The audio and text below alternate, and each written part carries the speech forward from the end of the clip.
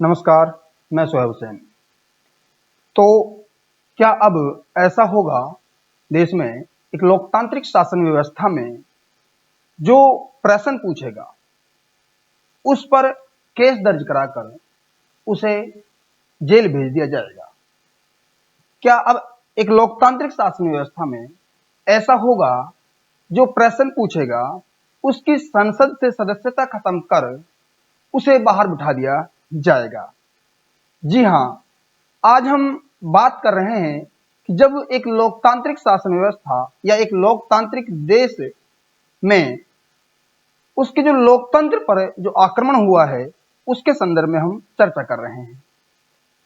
हाल ही में राहुल गांधी जी को सूरत जिला कोर्ट ने 2 साल की सजा सुना दी है।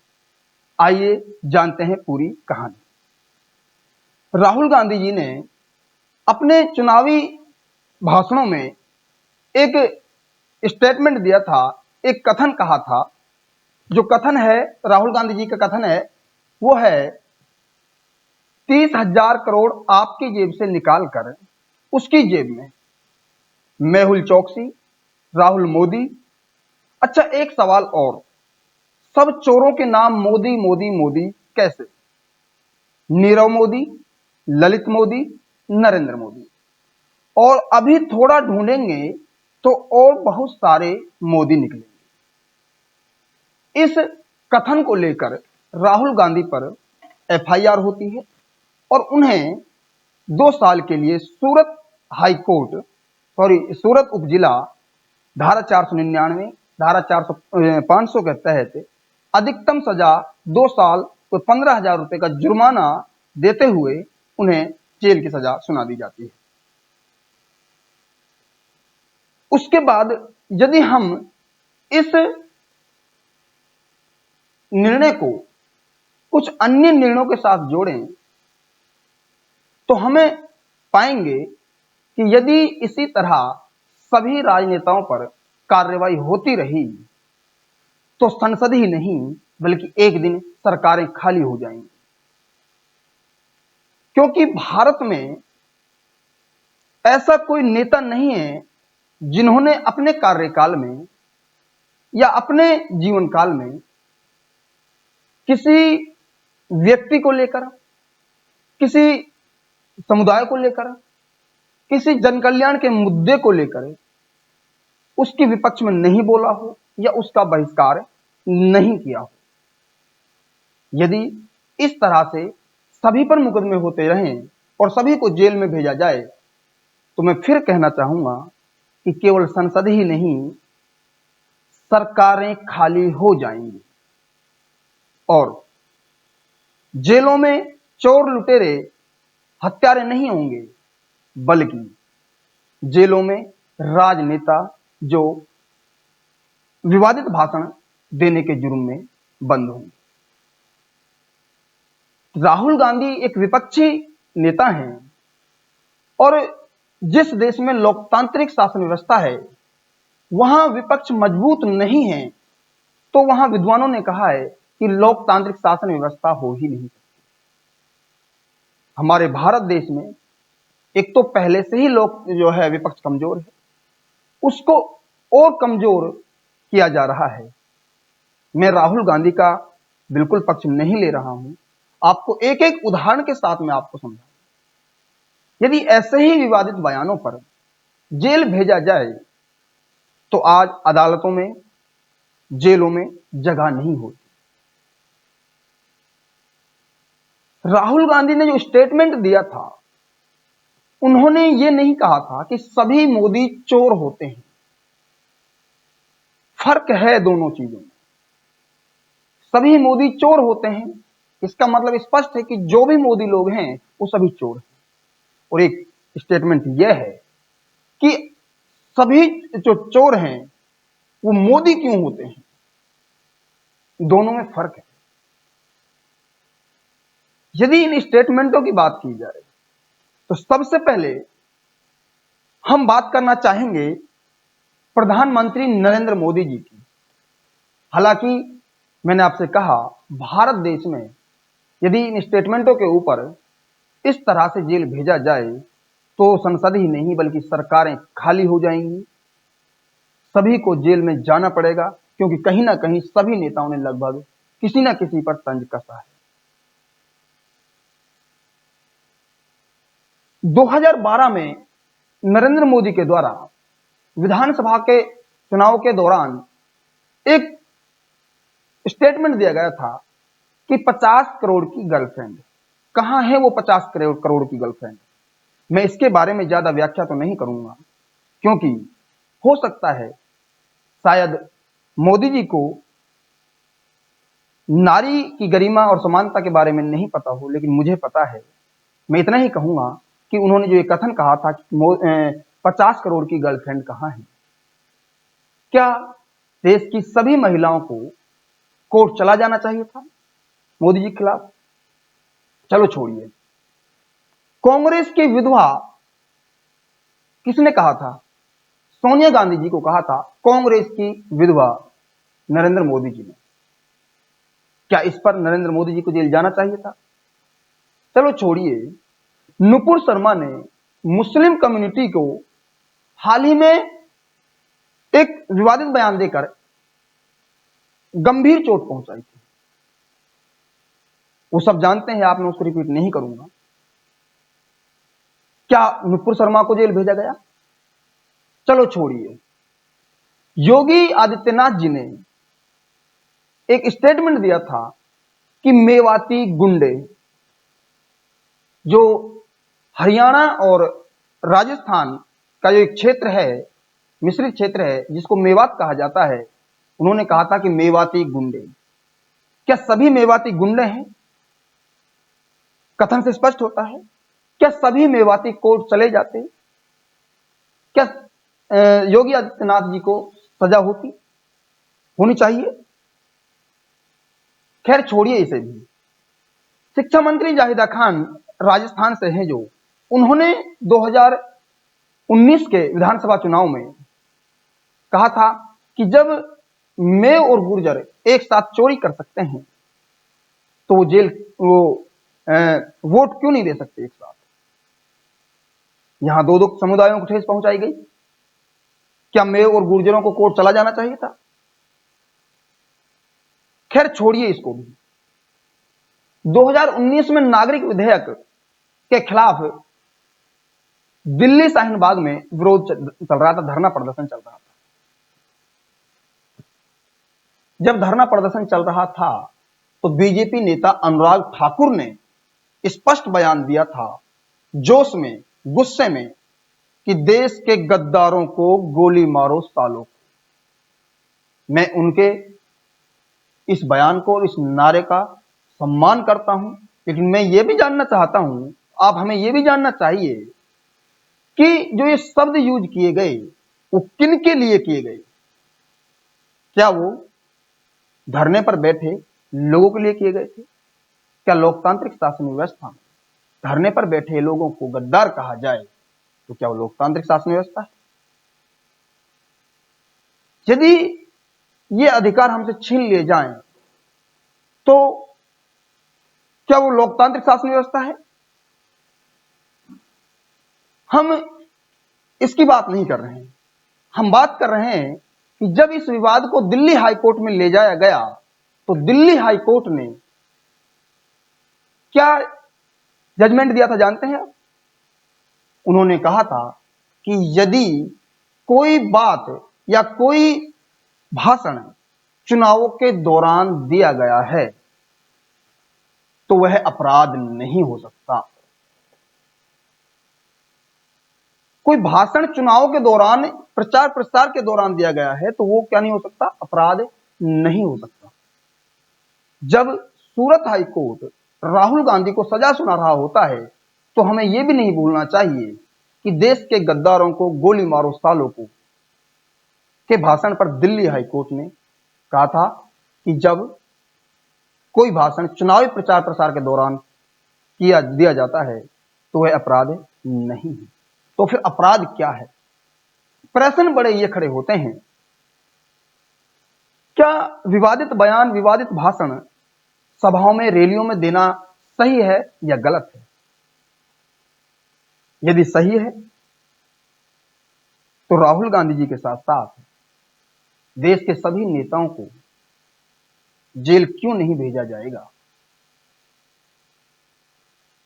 उन सभी नेताओं से जेल को क्यों नहीं भरा जाएगा? और यदि गलत है तो फिर क्यों इस प्रकार के भाषणबाजी करते हैं देश के नेता? विधवा शब्द ये यूज करते हैं, गोली मारो शब्द यूज करते हैं, और फिर हाई कोर्ट कहता है कि अपराध नहीं है। बड़ा प्रश्न यह खड़ा होता है, क्या लोकतांत्रिक शासन व्यवस्था में, जो भारत में संघात्मक शासन व्यवस्था को अपनाया गया है, जिसमें स्पष्ट प्रावधान है कि न्यायपालिका व्यवस्थापिका और कार्यपालिका से स्वतंत्र होगी, क्या भारत में न्यायपालिका कार्यपालिका से स्वतंत्र है? और यदि है तो दिल्ली हाई कोर्ट ने अनुराग ठाकुर के बयान पर अपराध क्यों नहीं माना? और यदि स्वतंत्र नहीं है तो सूरत जिला कोर्ट ने राहुल गांधी को 2 साल की सजा क्यों दी?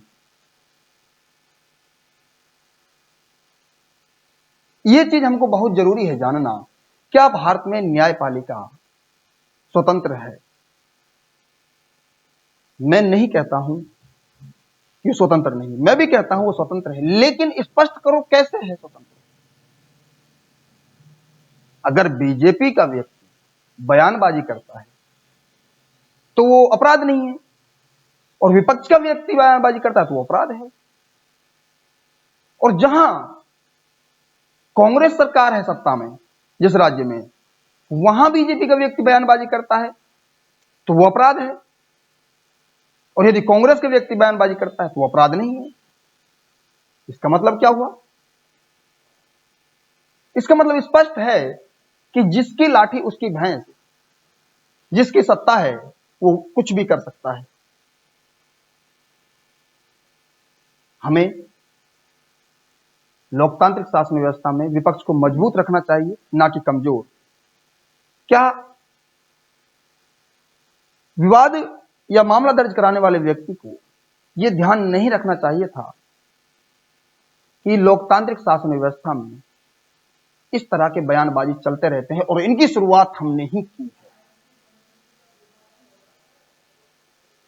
अगर इसी प्रकार से प्रत्येक नेता पर विवादों पर, उन पर भाषणों पर विवाद किए जाएं और उनको जेल भेजा जाए, तो मैं फिर बोल रहा हूं, संसद ही नहीं पूरी सरकारें खाली हो जाएंगी, लोकतंत्र कमजोर। क्या ऐसी ही होती है लोकतांत्रिक शासन व्यवस्था? यदि ये लोकतांत्रिक शासन व्यवस्था है तो तानाशाही और लोकतंत्र में फिर अंतर क्या है? ये हमारे सामने बड़े प्रश्न हैं, इनको जानना चाहिए, हमें सोचना चाहिए, समझना चाहिए। ना मैं बीजेपी का पक्षधर हूं, ना मैं कांग्रेस का पक्षधर हूं, मैं सही का पक्षधर हूं, न्याय का पक्षधर हूं। जहां जब जब सत्ता में किसी भी पार्टी का वर्चस्व, दबदबा रहा है, उसने जब जब साथ तानाशाही को अपनाया, चाहे आप इंदिरा गांधी के कार्यकाल को देख लीजिए, चाहे आप मोदी जी के कार्यकाल को देख लीजिए। इस तरह से विपक्ष को कमजोर करना कहीं ना कहीं लोकतंत्र पर आक्रमण है, आघात है। लोकतंत्र में विपक्ष का प्रश्न पूछने का अधिकार है, आप उसे नहीं छीन सकते। आप दूसरे पर एफआईआर दर्ज कराकर उसे जेल भिजवा देंगे, आप जज का ट्रांसफर कराकर उसकी सजा बुलवा देंगे। ये सब जानते हैं लोग। क्या ये उचित है? खैर छोड़िए, हमने बात की है मुख्य दिल्ली हाईकोर्ट अनुराग ठाकुर के निर्णय पर और राहुल गांधी के निर्णय पर। अनुराग ठाकुर का बयान था, देश के गद्दारों को गोली मारो सालों को, जबकि वहां पर मुस्लिम समुदाय के लोग धरने पर बैठे थे शाहीन बाग में, उनके लिए गद्दार बोला था और उनको गोली मारने की बात कही थी, गोली मारो। जबकि राहुल गांधी ने केवल कहा था कि क्या सभी मोदी चोर होते हैं? ऐसा क्यों है? दोनों बयानों में अंतर है। एक बयान के लिए कहा जाता है हाईकोर्ट के द्वारा कि भाषणों के दौरान दिया गया बयान अपराध नहीं है, और एक बयान जो दूसरा है नॉर्मल बयान है उसमें 2 साल की सजा बोल दी जाती है। कहीं ना कहीं क्यों कि लोकतंत्र में विपक्ष को कमजोर करने की साजिश है। हमें अपने लोकतंत्र को मजबूत करना है, जहां सरकारों से मेरा अनुरोध है कि वो इस तरह से विपक्ष को कमजोर करने की कोशिश ना करें। विद्वानों ने कहा है कि जहां पर विपक्ष नहीं है वहां पर लोकतंत्र नहीं है। तो जब आप विपक्ष को नहीं छोड़ेंगे, विपक्ष को जेल में भेज देंगे, तो फिर चाहते क्या हो? तानाशाही, ब्रिटिश हुकूमत चाहते हो आप लोग? नहीं, छोटा सा प्रश्न है। यदि आप लोग, आपकी सत्ता है आज, आप सभी विपक्षी लोगों को जेल भेज देंगे, तो फिर आप क्या चाहते हैं? आपका डिसीजन क्या है? आप क्या मतलब चाहते हैं देश से? तानाशाही चाहते हैं? तो फिर मैं आपसे कहूंगा कि जब विपक्ष को कमजोर करने की साजिश की जाती है या विपक्ष को कमजोर किया जाता है, ऐसी व्यवस्था में तानाशाही तलवार लेकर खड़ी होती है। आई एम कमिंग, मैं आ रही हूं। और यदि ऐसा नहीं है, समान अपराध, समान न्याय, समान धारा, समान सजा होनी चाहिए। लेकिन क्या आप लोगों ने ऐसा किया? फिर बात अटक जाती है, हम क्या कर सकते हैं, कोर्ट का काम है। फिर मेरा वही प्रश्न होगा, क्या न्यायपालिका स्वतंत्र है? और यदि स्वतंत्र है तो दोनों बयानों में अलग अलग भेदभाव क्यों? हम इसकी लड़ाई लड़ेंगे। हमारा एक ही उद्देश्य है, व्यक्ति हिंदू हो, मुस्लिम हो, दलित हो, सिख हो, पार्टी कांग्रेस हो, बीजेपी हो, कोई भी हो, अपराध समान है तो सजा भी समान है। विपक्ष के लोकतंत्र में विपक्ष है, हम उसके साथ हैं, अगर आप लोगों ने उसको कमजोर करने की कोशिश।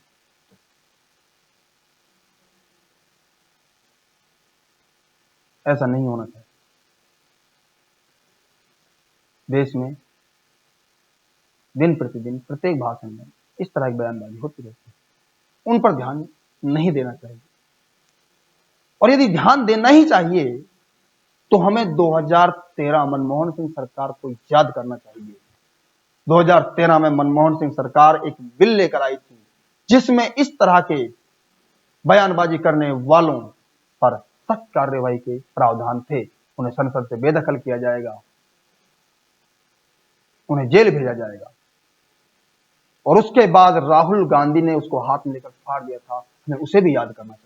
राहुल गांधी ने कहा था कि यदि ये प्रावधान हो गया तो सत्ता में रहने वाली सरकारें विपक्ष को कमजोर कर देंगी, सभी को जेल भेज देंगी, तानाशाही व्यवस्था, शासन व्यवस्था लागू हो जाएगी। लेकिन आज राहुल गांधी सोचते होंगे, काश उस दिन वो विधेयक लागू हो जाता तो शायद नरेंद्र मोदी भी जेल में होते, योगी आदित्यनाथ भी जेल में होते, शिक्षा मंत्री जाहिदा खान भी जेल में होती, नुपुर शर्मा भी जेल में होती, अनुराग ठाकुर भी जेल में होते, और कितने लोग जेल में होते। संसद में तो चंद लोग होते, मुश्किल।